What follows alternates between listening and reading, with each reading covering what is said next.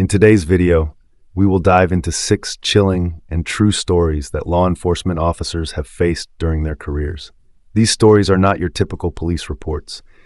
Each one is filled with moments of unimaginable terror, shocking discoveries, and eerie twists that continue to haunt those involved. From fatal traffic accidents to undercover operations gone terribly wrong, these real-life accounts showcase the darker side of law enforcement that the public rarely sees. These events serve as a reminder of the dangers officers face every day, often under circumstances that leave them questioning the very nature of justice. So sit tight as we unravel these spine-tingling tales that will keep you on the edge of your seat. The world behind the badge isn't always what it seems, and sometimes the truth is more disturbing than fiction. Let's begin with the first story, a harrowing investigation that marked the beginning of one officer's career in the most terrifying way possible. Story 1. Fatal traffic accident. Our first story begins with an investigation that shook an officer early in his career. It all started with a fatal traffic accident on Highway 1, not far from the small town of Narragansett. A motorcyclist was driving the wrong way down the highway and collided head-on with a mother of three driving in the opposite direction. The crash was catastrophic. Both vehicles were destroyed, and the impact was so intense that it scattered the wreckage across the road like debris. The rookie officer, fresh on the job, was called in to assist with the scene. The experienced investigator on site was tied up with paperwork, leaving the officer and his superior to deliver the tragic news to the motorcyclist's family. However, what seemed like a routine case quickly turned into something much darker. As they examined the scene, the crash investigator noticed something odd. The motorcyclist had been clocked doing around 70 miles per hour before the crash, but the damage to both the motorcycle and the woman's car suggested a much higher speed, almost 190 miles per hour. In fact, the impact was unlike any other head-on collision the investigator had ever seen. The sheer destruction led them to suspect that this might not just be a case of reckless driving, but something far more sinister. The officer's superior speculated that the motorcyclist might have intentionally driven into the woman's car, possibly as a form of suicide pact, a twisted, take-someone-with-me mentality. But they couldn't be sure. The only way to find out was to inform the motorcyclist's family and continue the investigation. After some time, the identity of the motorcyclist was confirmed, and the officers were given his address, an upscale house in a wealthy neighborhood. With the case still weighing heavily on their minds, they made the difficult decision to visit the house and break the news. But when they arrived at the motorcyclist's home, things took an unexpected turn. Despite 2 cars parked in the driveway, there was no answer when they rang the doorbell. This wasn't entirely unusual. Sometimes people are busy or distracted or simply don't hear the doorbell. But there was something about the situation that felt off. As the officers walked around the property looking for any sign of the family, they discovered an unlocked side gate leading into the backyard. Upon further inspection, they noticed something through the kitchen window that immediately raised alarm bells. Food was scattered on the floor near the refrigerator, almost as though it had been purposely placed there. At first, the officer didn't understand why this seemed so strange, but when his superior saw the same thing, he immediately ordered the officer to call in for backup. They suspected that there was something far more disturbing going on behind those walls. What followed was a discovery that no one could have predicted, a discovery that would haunt the officers for years to come. Story 2. The suicide of a young person. Our second story takes us into the eerie world of a young life lost too soon and the haunting aftermath that followed. It started with a call from a property owner reporting a young person sleeping in their car at the end of a dirt road. The owner was concerned about the individual's distress and wanted to have someone check on them, even though they weren't technically trespassing. This might have seemed like a routine welfare check to most officers, but it quickly spiraled into a deeply unsettling experience. The officer, new to the sheriff's department, was tasked with investigating the situation. When he arrived, he found the car parked as described, and upon checking the license plate, he learned that the vehicle belonged to a young man who had been reported missing by his mother. The officer was relieved, thinking that this could be the breakthrough needed to locate the missing person and hopefully bring some peace to the worried mother. Approaching the car, the officer gently tapped on the window, trying to wake the young man. When the person inside stirred and looked up, the officer was greeted with a sight that would forever be etched in his memory. The young man's eyes widened in terror. His face drained of color, and before the officer could react, the young person pulled out a gun and pointed it at himself. Time seemed to slow. The officer instinctively pulled back, drawing his own weapon and shouting for the individual to drop the gun. But it was too late. In one swift motion, the young man bit down on the barrel of the gun and pulled the trigger. The officer, still processing what had just happened, could do nothing but wait for backup and EMTs to arrive. Despite the best efforts of the medical team, the young man was pronounced dead at the scene. The officer was left to deliver the heartbreaking news to the young person's mother. The weight of the situation, the loss, and the inability to save the individual took a toll on the officer that would remain with him for a long time.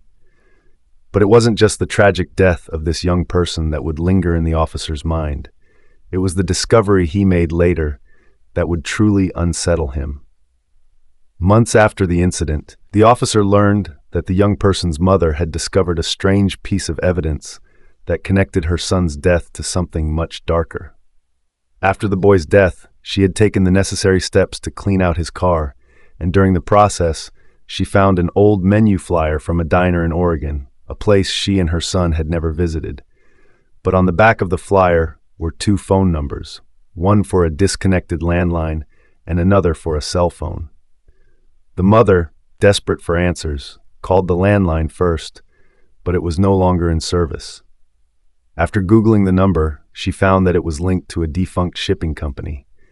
She then called the cell phone number, and a man answered. The conversation quickly took a disturbing turn. When she mentioned her son's name, the man abruptly hung up on her. She tried calling back, but the number had been disconnected. The mother's investigation into these strange phone numbers led her to a terrifying conclusion.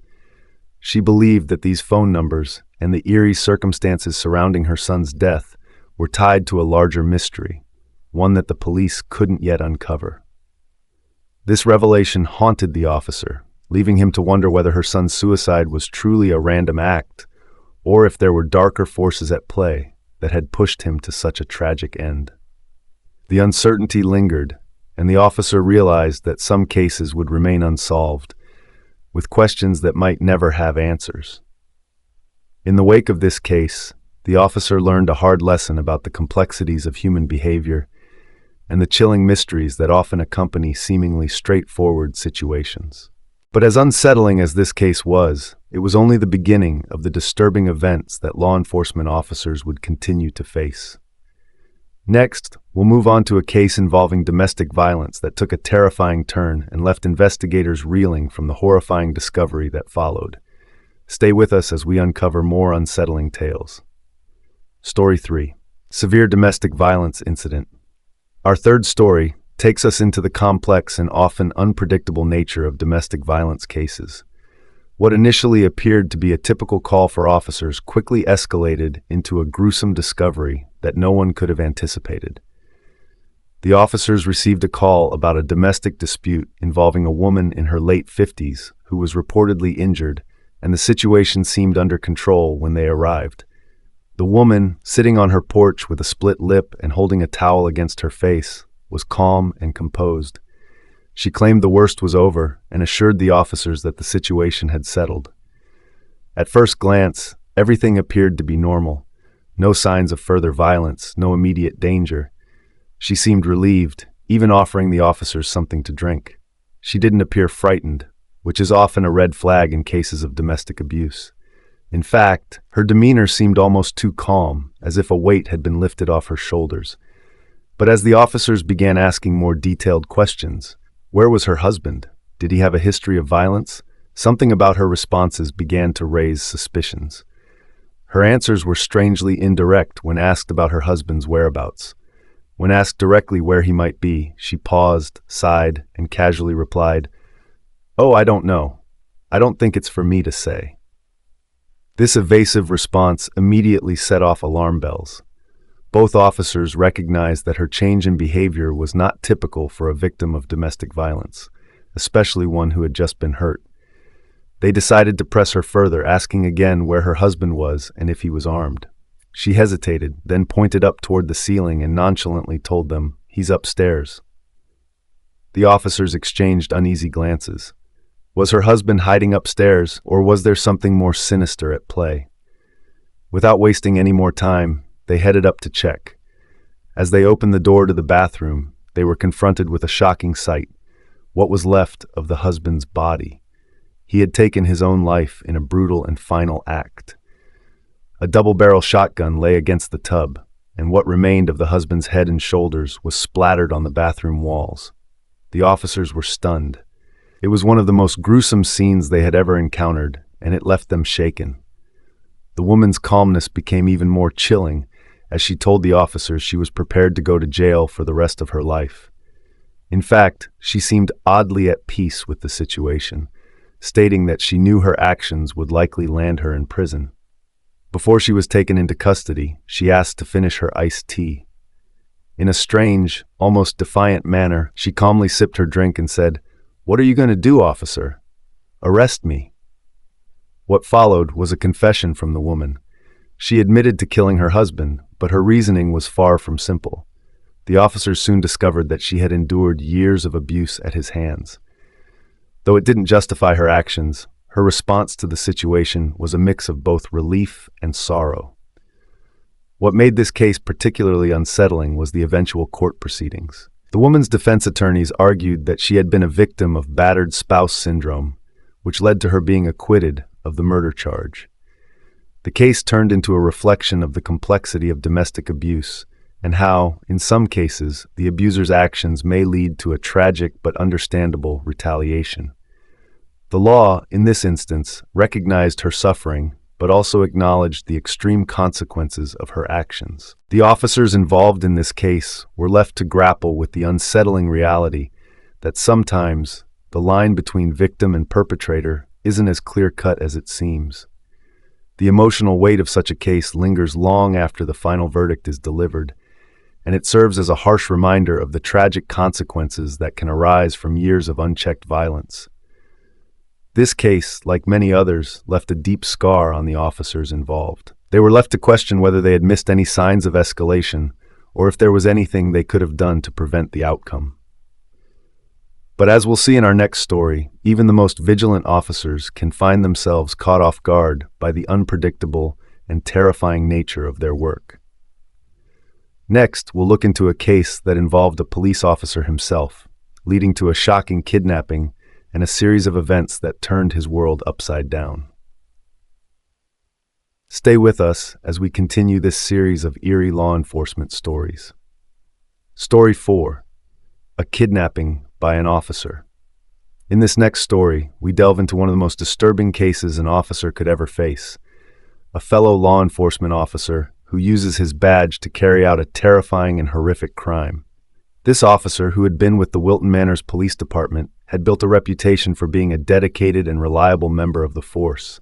However, beneath the surface, he harbored dark and dangerous impulses that would soon be revealed in a chilling series of events. It all started when Jared, the officer in question, offered a ride to two teenage hitchhikers, 18-year-old Nancy Trotter and 17-year-old Paula Wells.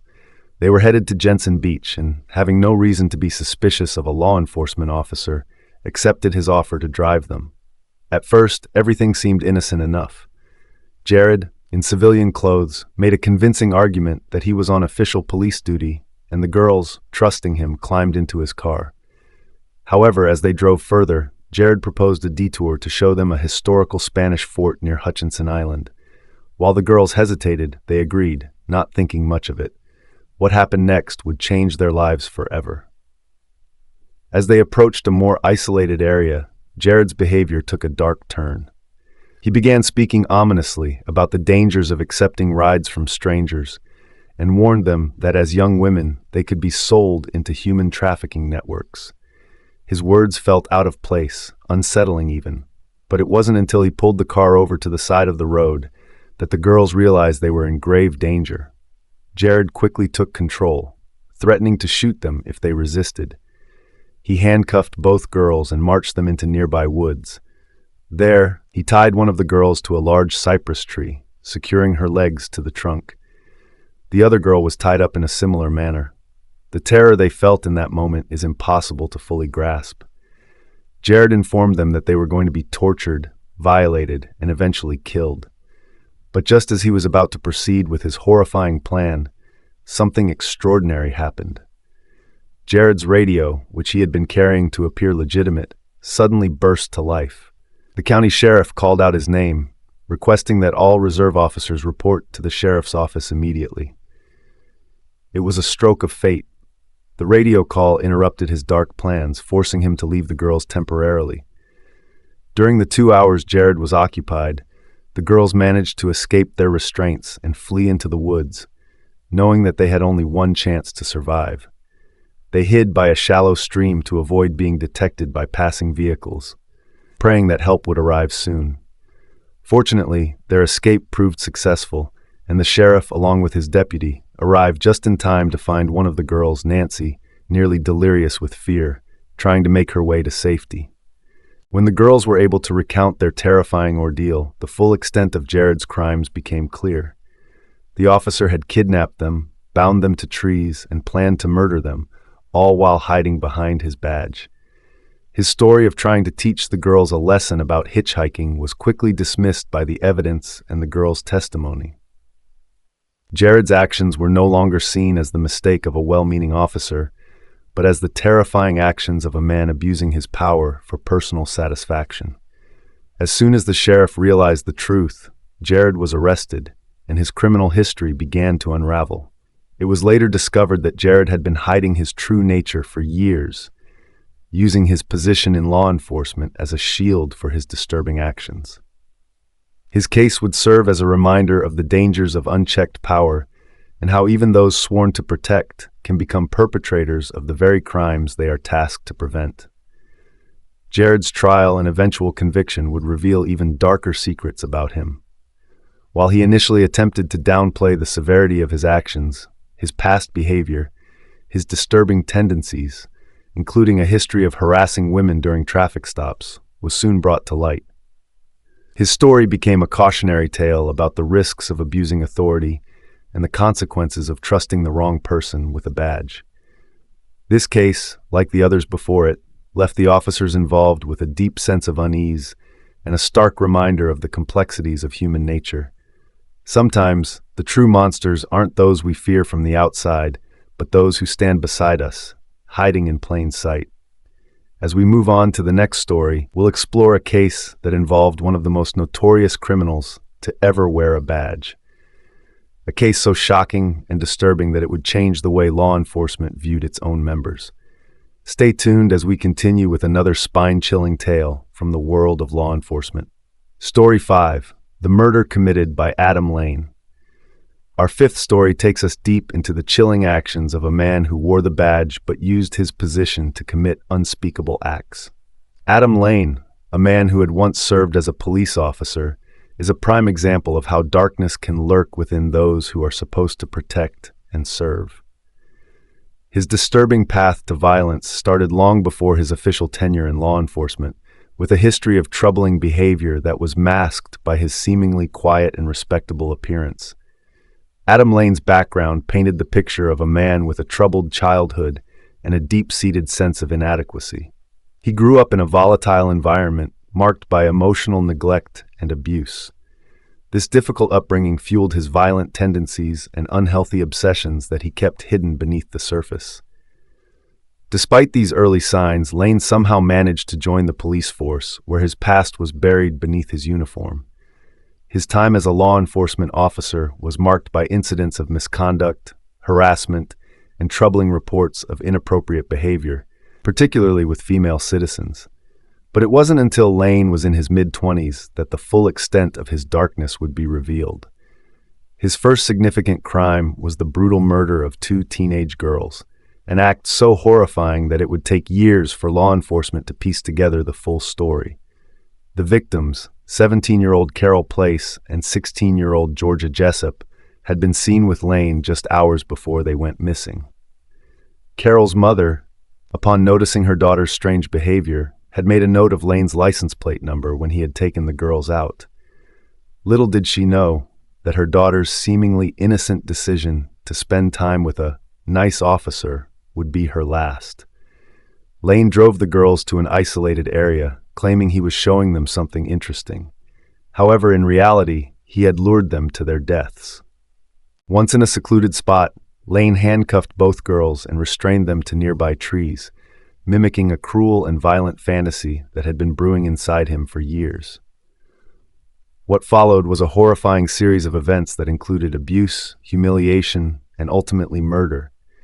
Lane showed no remorse and took pleasure in the torment he inflicted upon his victims. The girls were eventually found, but by then they had been subjected to unspeakable violence. The discovery of their bodies, along with Lane's involvement, sent shockwaves through the community. For a long time, his actions went unnoticed, but the moment law enforcement pieced together the puzzle, the truth came to light in a way that stunned everyone involved. What made this case even more chilling was Lane's response to his actions. Despite overwhelming evidence, including the girls' testimony and the physical evidence found at the scene, Lane maintained his innocence. He attempted to play off the crime as an unfortunate accident, but the truth could not be hidden. As the investigation unfolded, it became clear that his motivations were much darker than anyone had initially realized. Lane's arrest and trial were a turning point in the investigation of police officers who had crossed the line. What made this case particularly haunting was the realization that a man who had been entrusted with protecting the public had instead become a predator, using his badge as a weapon to further his own twisted desires. As the trial moved forward, the gruesome details of his past came to light, leading many to question how someone like Lane could have ever been allowed to serve as an officer in the first place. His reputation, built on a facade of public service, crumbled in the face of the truth. He was convicted of the murders and sentenced to life in prison. The aftermath of the case left a lasting scar on the law enforcement community. Officers involved in the investigation were left to grapple with the horrifying reality that a colleague, someone they had worked alongside, had committed such unspeakable acts. The case serves as a chilling reminder of how abuse of power can go unchecked, and how the very individuals meant to protect society can sometimes be the greatest threat to it. As we move forward, we'll look at a case that involved a truly terrifying encounter with a man who lived a double life, an undercover officer infiltrating a dangerous criminal organization. This next story is filled with tension, betrayal, and moral dilemmas that will leave you on the edge of your seat. Stay with us as we explore the twisted world of undercover work in the next chilling chapter. Story 6: The Mysterious Life of an Undercover Cop. Our final story brings us into the shadowy world of undercover law enforcement, where the line between right and wrong becomes dangerously blurred, and where officers risk everything, family, safety, and even their own sanity, to infiltrate criminal organizations.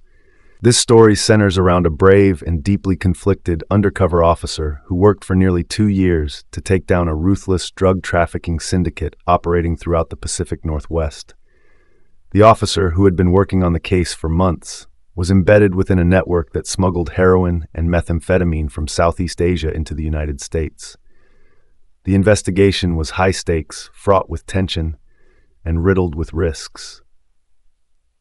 The officer's role was to gather information, build trust within the organization, and ultimately bring the entire criminal operation down. But as he delved deeper into the criminal world, he found himself subjected to an intense series of purity tests by the traffickers. The members of the drug ring were experienced and savvy. They quickly recognized when someone was getting too close to exposing their operations. The officer was pushed to his limits, facing increasing pressure and constant scrutiny. Every move he made, every word he said, was watched closely, and he knew that one mistake could blow his cover and end his life. In one particularly intense moment, the bosses of the operation, growing suspicious of the officer's success in intercepting shipments and arresting their operatives, decided to test his loyalty. They took the officer to a remote trailer in the middle of nowhere for what they called a background check. This wasn't a simple interview. It was a brutal, disturbing process where the officer was subjected to torture and mental games. His captors wanted him to break, to admit he was an informant, or to expose any connection he had with law enforcement. They used fear, pain, and intimidation to force him into revealing his true identity. The officer endured hours of psychological and physical torment, but he managed to maintain his cover, knowing that if he gave in, the lives of countless innocent people would be ruined. Just when it seemed like the officer could no longer endure, he was confronted with something far more sinister: a picture of his family. The traffickers had somehow obtained a photograph of his mother and were using it as leverage. They told him that if he didn't confess, they would kill her. The officer's heart sank as he realized that his worst fear had come true.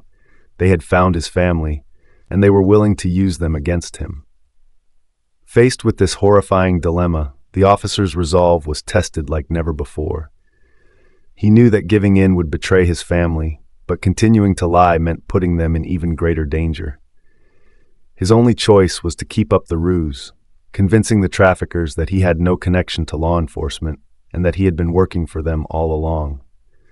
The psychological toll of the situation weighed heavily on him.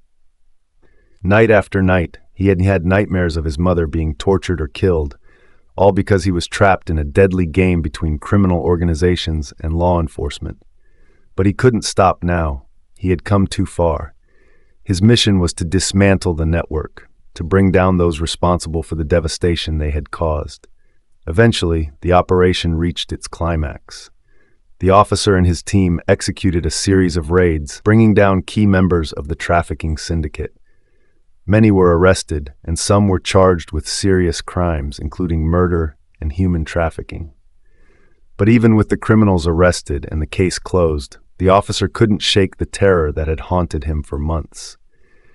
The memory of the threats against his family, the fear for their lives, and the emotional toll of living a double life would never leave him. In the aftermath of the operation, the officer learned that the FBI had been running a confidential informant within the same syndicate, feeding information back to the authorities.